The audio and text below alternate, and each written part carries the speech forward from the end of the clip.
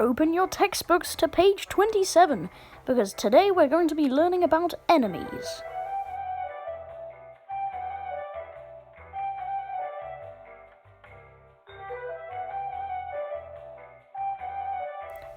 In an enemy's tweak menu, you can change the hit points. Assuming that you've been watching my lessons in order, I don't really need to explain what this is. You can choose from a variety of things to happen when you touch it from the top or any other sides, such as you die, it dies, you bounce off it, you go through it, you'll damage both of you, it'll only damage you, or you'll spring off it like a trampoline.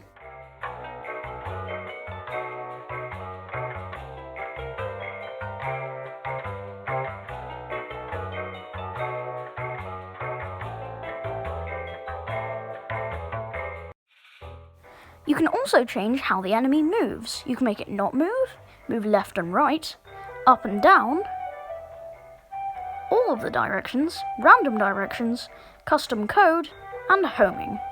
Custom code lets you make your own set of movements so you can make it move exactly how you want. Don't like it falling off edges? Make it stop at certain points. You can make it face in multiple directions.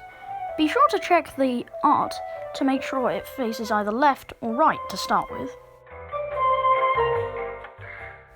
Changing the can be pushed rule can put you in situations like this, where you have to push boulders to find the solution.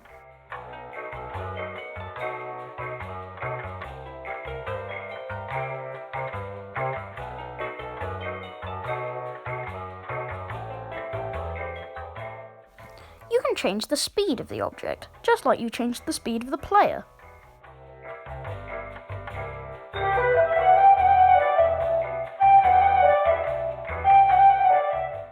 You can make it float gracefully through the air or fall on the floor.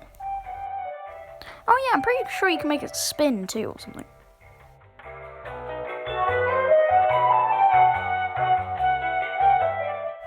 It's not just players that can bring out the heavy firepower. Enemies can get in on it too.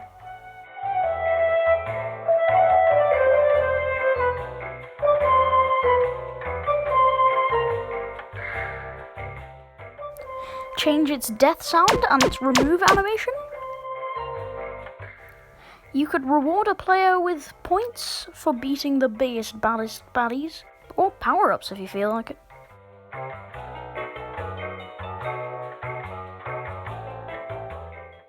Remember when I knocked out the enemies when I killed them in the last video?